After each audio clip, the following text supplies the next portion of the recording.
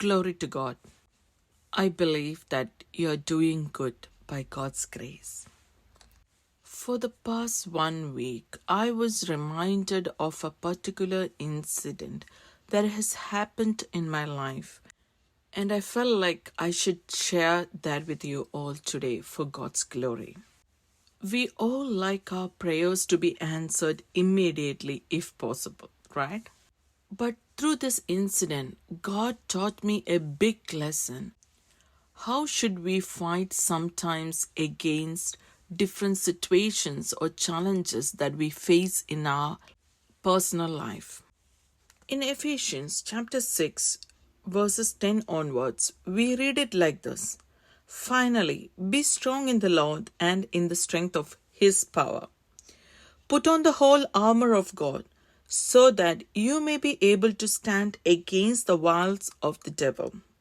For our struggle is not against enemies of blood and flesh, but against the rulers, against the authorities, against the cosmic powers of this present darkness, against the spiritual forces of evil in the heavenly places.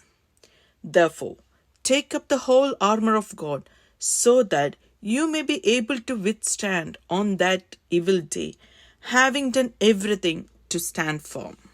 Yes, dear friends in Christ, sometimes we go through the struggles which we may think it is against the authorities, against the people, against our friends, family, all the blood and flesh thing that we see in the visible world. But Bible clearly teaches us our fight is not against the flesh or blood, but against the principalities, against the cosmic powers, against the spiritual forces. I hope this testimony will encourage you fight your battles with fasting and prayer. Like I've mentioned in previous videos, I had a hard time in finding job that is appropriate or in relation to what I have studied. At one point, it became very necessary for us so that we could apply for residency in this country where we are staying. So in order to get that particular required amount of points to apply for residency, I had to have a job in the area of my studies. I applied for many jobs. Honestly, I lost track of the number of jobs that I've applied. I had interviews as well, but I was not getting successful in any of those jobs. I became very tired and sick of applying for jobs itself. So getting a job became so crucial if we wanted to apply for residency here. Along with that, the desire to have another child was delayed because I was not getting a job. Just because I had a past experience, in 2014, I had a job offer closer to my home, and when I've told them that I'm expecting, they did not offer me that. So I was always in this worldly thought of having a job and secure it before I have another child. So many things were going in my mind in relation to this job thing. So I was in such a situation that if we wanted to proceed with residency, I had to have a job. If we want to expand our family, I had to have a job.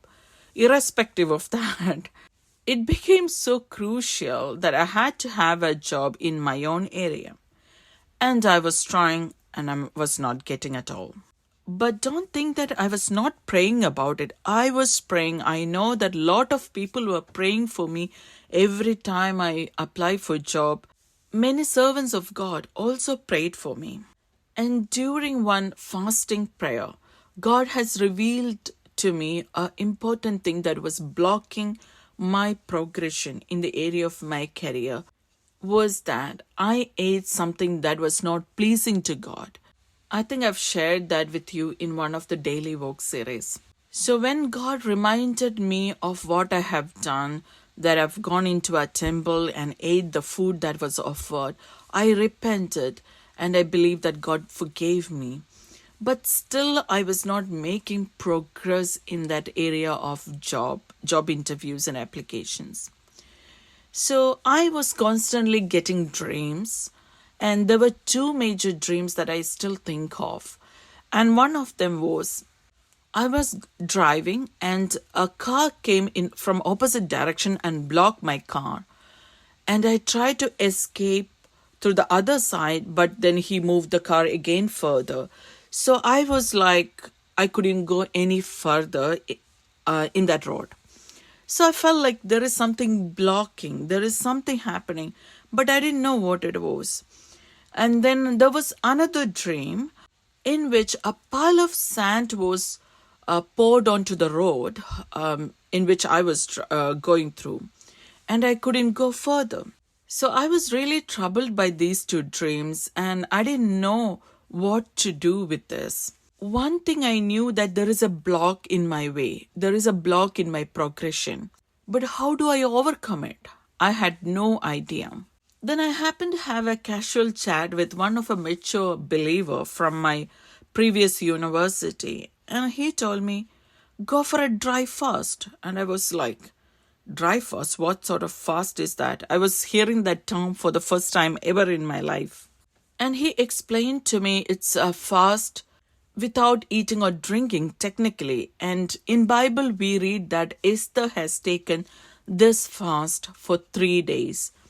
In Esther chapter 4 verses 15 to 16 we read it like this. Then Esther told them to reply to Mordecai, go, gather all the Jews to be found in Susa and hold a fast on my behalf, and do not eat or drink for 3 days, nights or day. I and my young woman will fast as you do. As we read further, then she went to the king and she delivers Jews. So God heard her prayer, what she has submitted along with her fasting, her sacrifice, her surrenderance to God. So the servant of God was suggesting me to do a 3 days dry fast, and I was really shocked. But since I have decided that I have no more time to wait and look for jobs and things like that, I wanted to put an end to this job seeking thing. I thought I'll go for any measure as a last chance. I have decided to do this dry fast, but with water for 3 days. I can tell you that fasting changed my career forever. That changed my work situation, my work-life balance. But God's grace, He was teaching me a great lesson. How to fight against the spirit of retardation, spirit of stagnation and delay in our life. In Matthew chapter 17, verses 20-21, it reads like this. However, this kind does not go out except by prayer and fasting. When disciples came to Jesus and asked him why they couldn't cast out demons from the epileptic boy, he answered this, these kind of things will not go without fasting and praying. So dear friends, this has taught me a big lesson. Sometimes the deliverance that we need in the areas of our job, family, healing, those things, it needs fasting and praying. Our God is able to do mighty things when we surrender before Him, when we kneel before Him.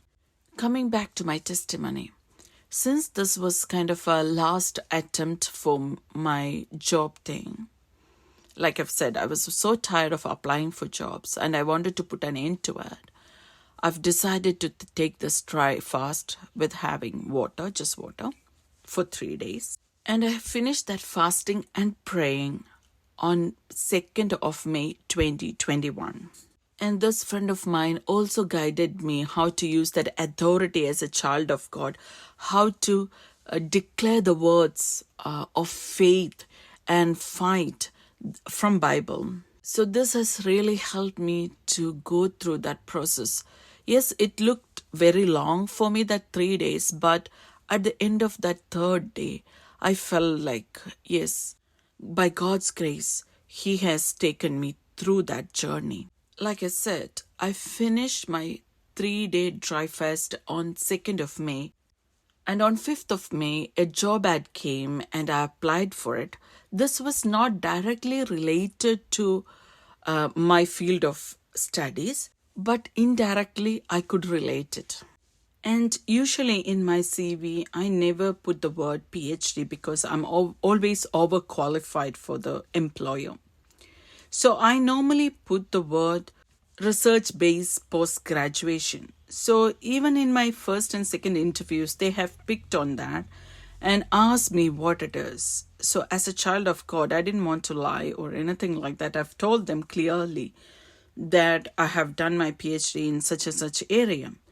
And honestly, I thought that they won't call me any further because I'm overqualified for them. But you know what? If God has opened a door for us, no one can close it. If God has closed a door for us, no one can open it. We read this in Revelation chapter 3, verses 7 and 8. So, in spite of my humanly thinking, they called me for further round of interviews. And my last interview was with Global VP, and I had seen that interview invitation when I got up in the morning because of the time difference between the countries. So I didn't have much time to prepare. One of my spiritual friend told me to read Psalm 20. I just read that and attended the interview. And even in that interview, Global VP asked me about the research-based post-graduation that I've put in my CV. And I had to tell them that is my doctoral degree that I've done some time ago. And every moment when I say that, I thought like that's the end of the story. And Global VP also asked me one more question about the book that I have read and which influenced me the most. So I didn't have to think much, and I said Bible is the book that influenced me, and that's the book that I read lately because it was just before the interview. And he asked me what influenced me the most and how. So I said the verses, the Bible has changed my attitude in a lot of areas. And I've also mentioned that the verse from Bible, which goes like this: treat others as you would like to be treated. And I said, this is the verse that influenced me to change my attitude. And I just left it there. I thought they won't call me back. But they offered me the job straight away, maybe after half an hour or so. And later I found that the motto of the company is treat others as you would like to be treated. So what I would like to tell you, friends, is that sometimes we don't know what's happening, but God orchestrates even our answers in the interview in such a way that is pleasing to Him and also to the interviewers. That is God's doing. I had no idea about this company motto or anything like that. And every time when I said about my higher education, I thought that that's the end of the story. But no, God starts from there when we think that it's gone out of our hand. So I really believe that through that fasting and prayer, God opened a door for me. Every block in my life, in my career, in relation to the progress was removed. It was just by God's grace and mercy. Bible clearly says when we humble ourselves and when we draw closer to Him, He will draw closer to us. There were times that I felt like when we strategize our day with the desire to get closer to Him, that is really pleasing to God. And He stretches His hand to help us out. So let us surrender every plan, every thought, every desire unto Him for His glory and glory alone. We should also remember in this process that we should decrease and the one in us, that is Jesus Christ, should increase. Others should see the kindness, the goodness, the love that reflect through our lives. And let our life be a testimony for God's goodness. So, through this testimony, I would like to encourage you all that if you think that you are stuck in some areas, you are not making any progress, be it in your spiritual life or in your family life or in your career, or in relation to your children, whatever be it. Ask God's grace so that you can humble yourself and pray. You can fast and pray before God. And I'm sure that breakthrough will come. A breakthrough in the most difficult matters will be released from heaven above. I hope that this testimony will encourage every one of us to get closer to Him with fasting and prayer. In James chapter 4 verse 8 says like this, "Draw near to God and He will draw near to you." I pray that this testimony will generate many more testimonies in everyone's life. Thank you for listening. God bless us all.